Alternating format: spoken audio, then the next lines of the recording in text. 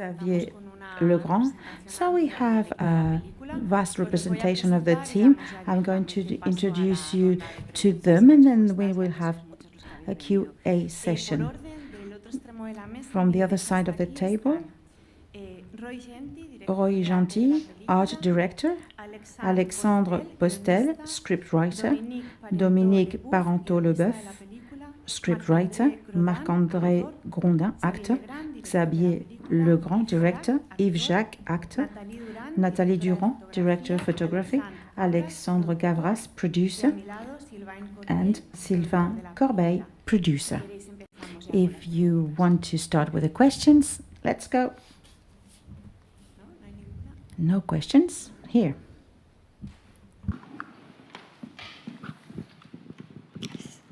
Hola. Hello, good afternoon. My name is Veronica from Movies. My question is for Mr. Yves-Jacques. How did you prepare for this role? Because there is a great emotional load in your character. How did you prepare? Yes, I was talking with my colleagues. I was surprised to see myself there. I was vulnerable, emotional, but I was very close to my feelings. It's like a lawyer, psychologist, in control. That's normally my roles. But what was troubling about myself is that I recognize my sister, my brother. I recognize my family in my expressions, in my face. It's really troubling. It's really strange. I was never asked to be so close to my feelings. I'd like to thank Xavier Legrand for his directing.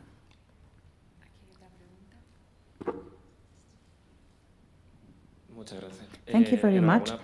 Congratulations for your movie. I'd like to ask Xavier Legrand, what are the bases or the approach that you use to generate your tension sequences?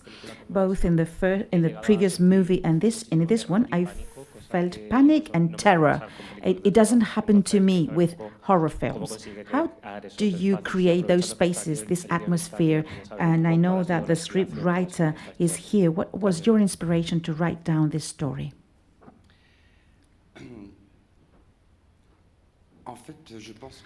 I believe, yes, I can hear myself, sorry. Tension, okay. It can exist only if you take your time.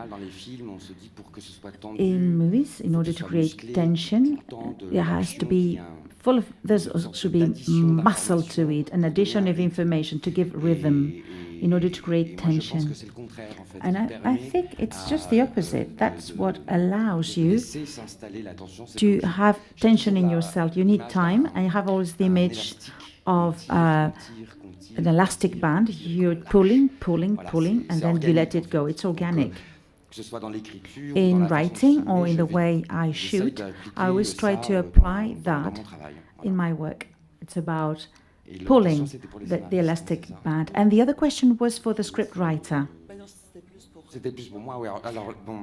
Oh, all right, for me, okay. The story. I wanted to shoot this story because it's coherent with my reflection with regard to my first movie.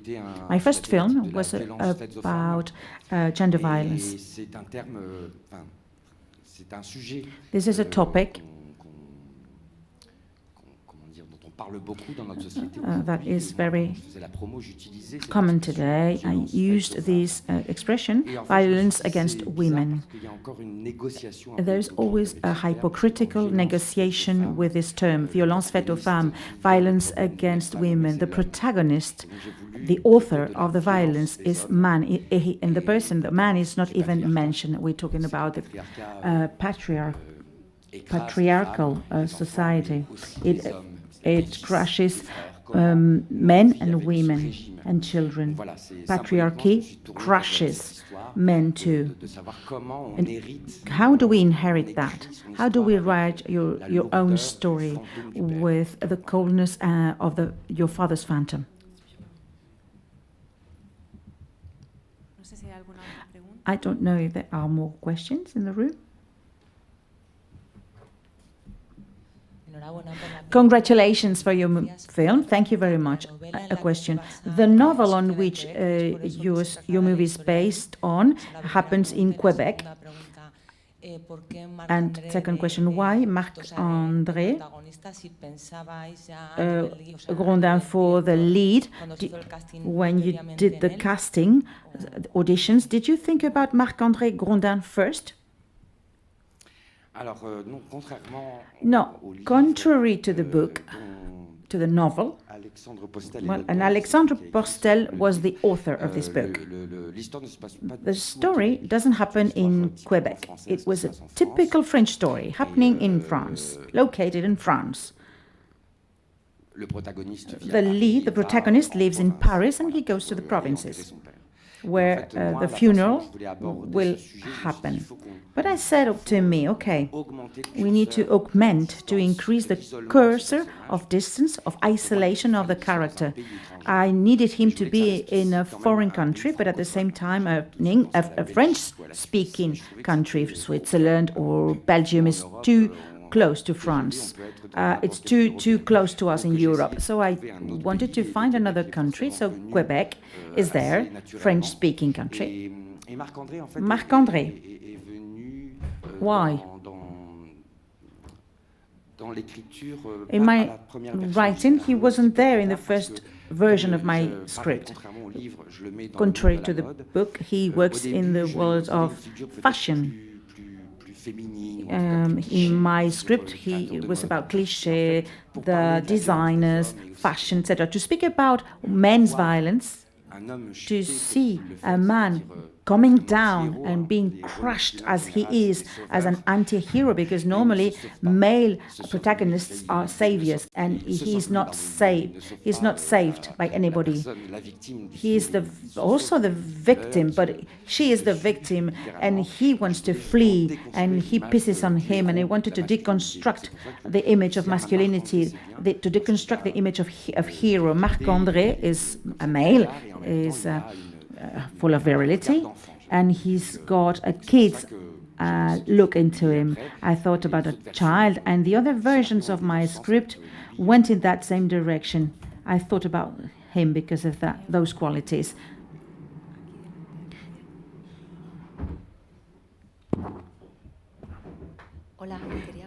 Hello, I'd like to ask about the sense of humor of your film, which is brutal. I've never seen a film which is so serious, painful, and at the same time I started to laugh.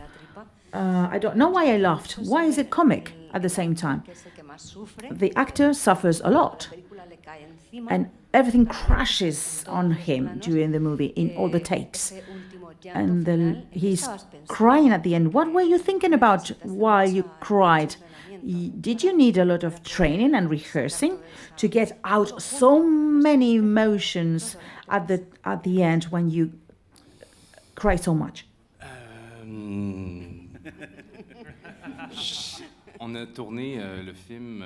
We shot the film in a chronological order. We started with the designers' défilé. We went to Montreal. We shot during the night in the house. We shot during the day outside. It's true.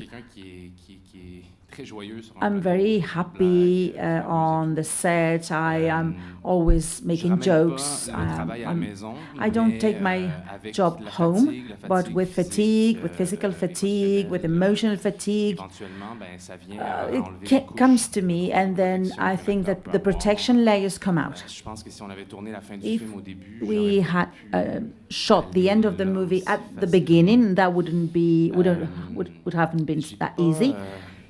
So I don't know, I think I abandoned myself to the situation, to the emotions. I was very, very alive, and we've been through the house together. I was tired during the funeral. There was a great trust. I really trusted Xavier. He told me what to do. I didn't want to think too much. And I cried a long time, I can assure you.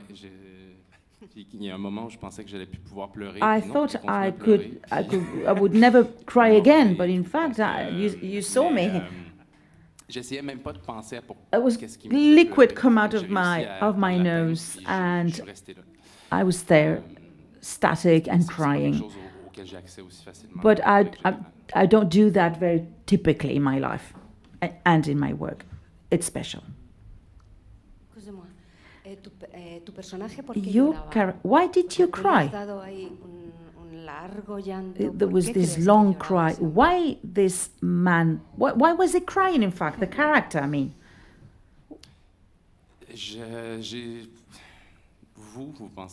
Well, you think that he cried because of what? I prefer to know.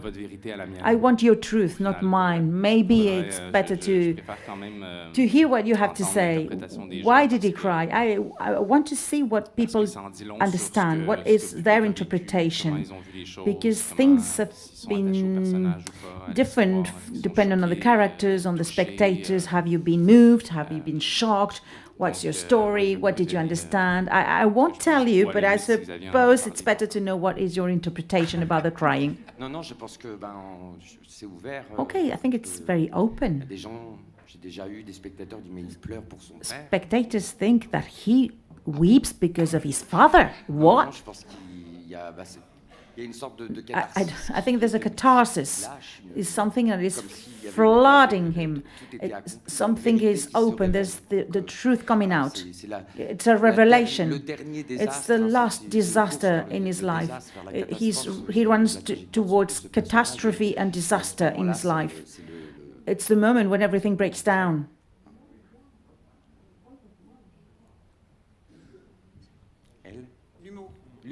Oh, humor, about humor. Okay.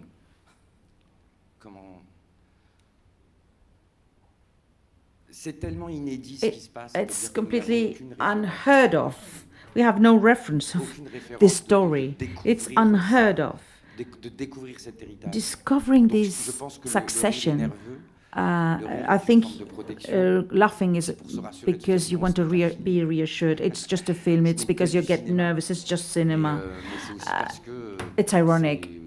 You need to laugh because you don't want to cry. It's cruel at the same time.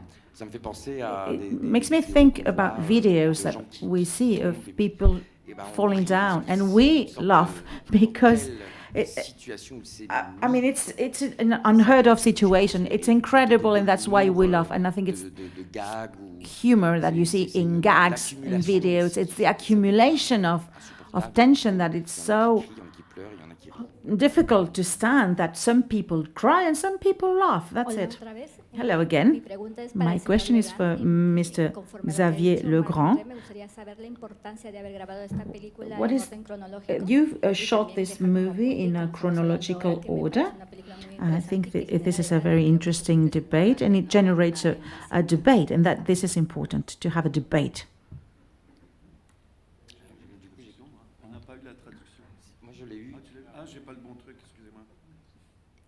I didn't have the right channel. It's not about debate. Yes, there's going to be a debate because the film is interesting. Why in a chronological order? Marc-ANDRÉ just said it. In my previous movie, I respected the chronological order. It's a luxury to do that today. Thanks to my team, to my assistant, I wanted to have the means to shoot it in a chronological order, because this has specific repercussions. We're talking about different stories. In custody, it was for the little boy. It was so intense. He was more and more intense in the movie, and it was important for the little boy. It seemed logical to do the same with for my actor. To start with the end of the movie, it has no sense. It has no meaning. I think it's better to go in the chronological order.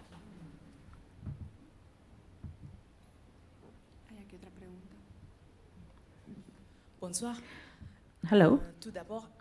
First, congratulations for this huge movie. And my question is about the detail that surprised me. It's the accent of the lead character. At the beginning of the film, he speaks with a French accent, and suddenly he speaks with a Quebecois accent. He was never in Quebec. He was never been back to Quebec. He left Canada 20 years ago, and suddenly he speaks in Quebecois. And what happens? You don't speak Quebecois, and now this is the new accent. This type of details correspond to the spiral that appears at the beginning of the movie during the catwalk. And why this change in accent? During the fashion show, and he's having anxiety crisis, and he starts to speak in Quebecois. Does this correspond to the spiral at the beginning with the fashion show? Yes, I understand that. I thought about the tragedy. Oedipus and Hamlet, the tragedy in Oedipus. It's an attempt of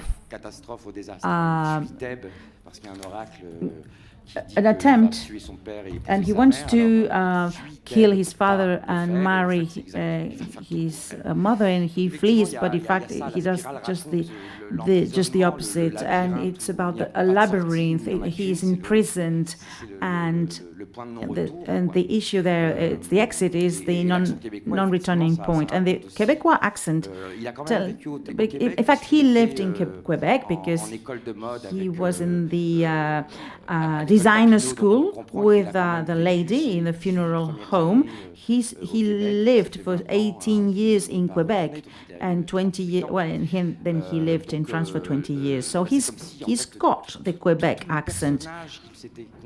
The character that he built for himself in France just disappears. Everything falls down when he goes back to Quebec. He loses control and the control of his roots. He quitted, he fled this country, and now the accent came back. Suddenly, the natural himself came back. Hello.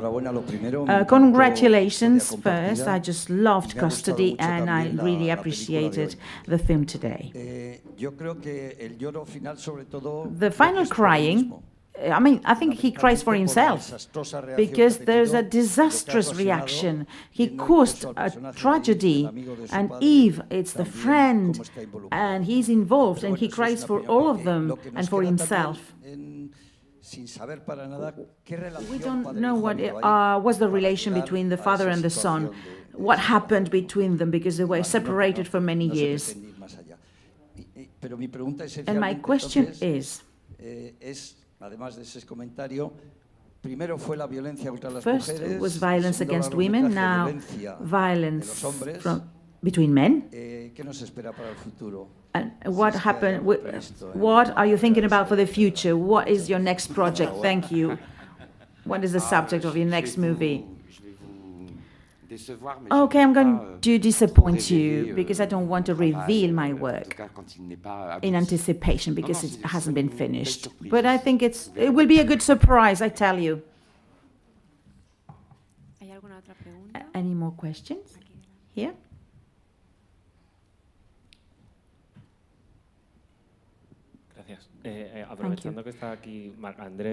Marc-ANDRÉ is here. I'd like to ask him, what do you feel, because you are a reference for the LGTB community, you did a role in a character in Crazy as a homosexual man, even though you may be heterosexual, but for me it was a shock as a gay man, because it was like going back to my adolescence, to my childhood. What do you feel, because you have a lot of fans in the LGTB community behind you? First, I'm aging. I'm getting old, actually. So some people relive their adolescence with me. It's a privilege. It's an exceptional privilege to be part of a movie like Crazy, because this movie had tremendous impact in the life of many people. It was like 18 years now since I did Crazy, and everybody talks about that with me, with great personal anecdotes. It changed lives. Many people started to speak up. Discussions were open. And it's a film which remains there, and it's today. It's very actual. It's aging in a good manner. People are still touched, and it's very contemporaneous. And it's a movie to express yourself, to touch people, to convey messages. Nobody thought 18 years ago that this film was going to be so popular and that people would tell me about this movie here in San Sebastian. It's very touching. Thank you. Okay, while you think about your questions, I would like to say something. One of the most attractive aspects of Xavier Legrand's movies is the way he directs. Both in Custody and here, the directing, especially in the interiors, is spectacular. How you conceive the scenes, the choreography of movements. Here we have the luck to have here the art director of the movie and the director of photography. It would be interesting for them to speak, the director, the art director, the director of photography. How do you work with the scenes? Most of the most impacting and powerful scenes of the movie are shot inside, indoors. Yeah, I think it's very difficult. How do you do it?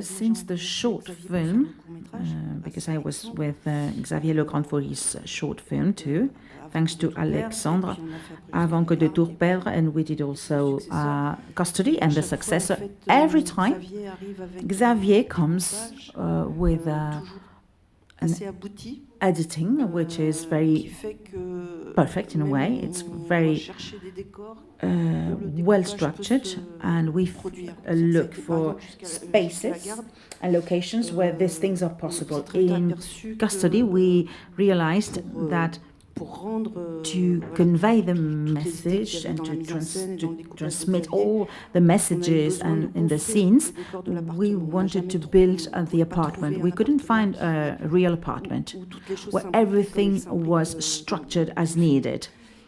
So we had to build the apartment. In the Successor, it's the same. The sets were quite structured, but we didn't have the set for the house, the scenery inside, the props. So once we got the sets, the props, we could set up the lighting, the camera movements, so that we needed the right place, the right props, and then everything was quite easy because of the script writing and the directions guidelines. Before ending this press conference, I think that Xavier Legrand's film is going to be premiered soon, and it proposes a lot of things. You propose a very risky subject. It's connected with our present. Is a complex movie, and today not everybody produces complex films. Just the contrary, just the opposite. This is a special movie. You take risks. It's not easy to find that today. So we have a great representation of the producers here. In this press conference, I would like the producers to explain how come you did involve with this movie. Do you have a professional or personal relation with Xavier Legrand? Why did you get involved in this movie, you the producers? I met Xavier, and he started to direct, and I started to produce at the same time. We did the short film. It's easy now to produce short films in France, and it was so well written that it was easy for us. It was about violence against women. The first feature film came out, and thanks to the success of the short film, we could edit. Nobody spoke about this problem, gender violence, at the time, and the feature film allowed us to put this subject on the table. It shed light on this topic, and this other movie was possible because he did custody. So that's why this new film has been produced, because it's another difficult topic, and that's all I wanted to say. Thank you.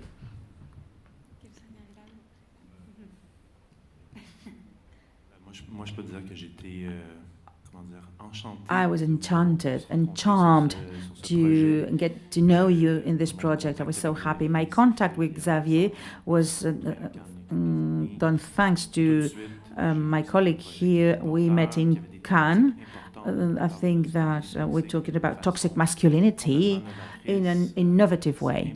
It's important to tell these stories. We need to support Xavier, but also to send this and convey these messages, and especially in a location which is very strong. It's well acted, well represented. My role was to get sure that the Québecitude, the Quebec character, was present, and I think it's been a success. We had a beautiful collaboration in Belgium, so it was a very harmonic project, and I was so happy. And well, yes, the table is too small because Anton is here. He's the co-producer too. There's another question here. Hello, it's me again.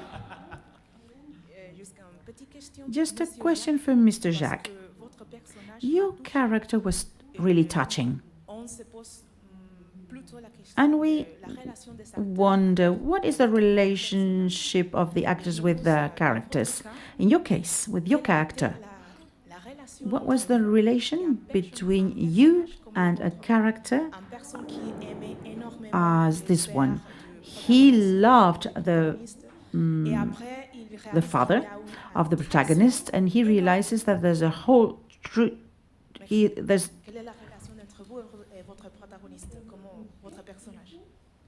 What is the relation between you and your character? Because there's treason. There's betrayal. It's the character who speaks, and Xavier gave me time to live through my emotions. With MARC-ANDRÉ also, with his scenes, when I become his father, in a way, I'm the replacement father.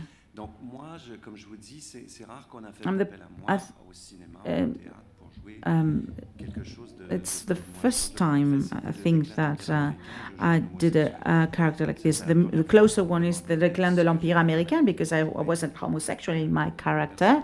And now, I never had so many roles like this. Suddenly, it's my emotions coming up. And I discovered in me a kind of a paternal character, this good man wanting to help as a father. And thanks to Xavier, this opened a new door for me, because I'm not familiar with this type of characters, but now I'm very happy to be so emotional in my characters. It's just new for me, and I'm so glad. Did I answer your question? More or less.